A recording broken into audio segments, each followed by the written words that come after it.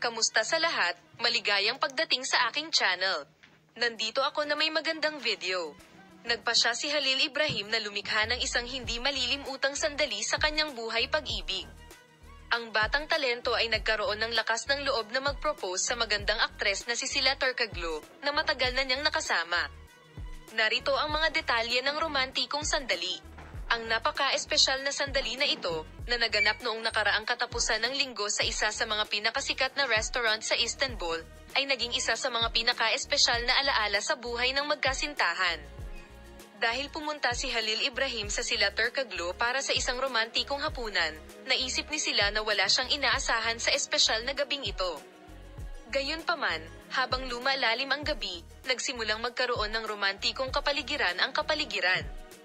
Nais ni Halil Ibrahim na ipahayag ang kanyang pag-ibig sa pamamagitan ng paggawa ng isang mapagmahal na panukala sa kasal kay Sila Turcaglo. Ayon sa patoto ng mga lihim na saksi ng sandaling iyon, hinawakan ni Halil Ibrahim ang mga kamay ni Sila Turcaglo at sinabi ang sumusunod sa nanginginig na boses. Sila Turcaglo, bawat sandali na kasama kita ay isang kayamanan para sa akin. Gusto kong gugulin ang buong buhay ko kasama ka. Papakasalan mo ba ako? Napaluha umano si Sila Turcaglo at tinanggap ang alok ni Halil Ibrahim na gawing hindi malilimutan ang sandaling iyon.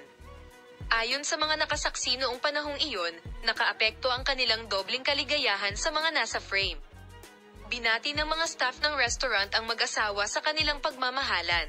Ibinahagi ni Halil Ibrahim at Sila Turcaglo ang masayang sandali na ito sa social media, kaakit-akit at kapana-panabik ang kanilang mga tagahanga.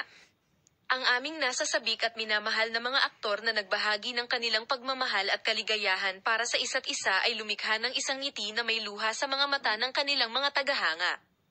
Manatiling nakatutok sa mga post ni Halil Ibrahim Vesva Turcaglo, Palem.